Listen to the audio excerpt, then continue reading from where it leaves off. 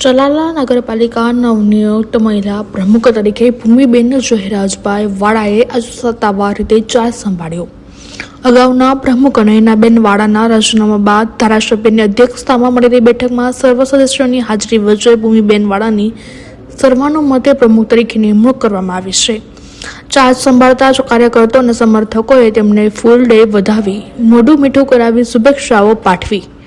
કાકડિયા આ પ્રસંગે ધારાસભ્યો શ્રી દાન મહારાજની જગ્યાના લઘુ મહંત મહાવીર બાપુ, ગાયત્રી સંસ્કાર ધામના વડા રતિદાદા, કિસાન મોરચાના પ્રમુખ હિરણ હિરપરા સહિત ગામના આગેવાનો અને વેપારી મિત્રો મોટી સંખ્યામાં ઉપસ્થિત રહ્યા હતા.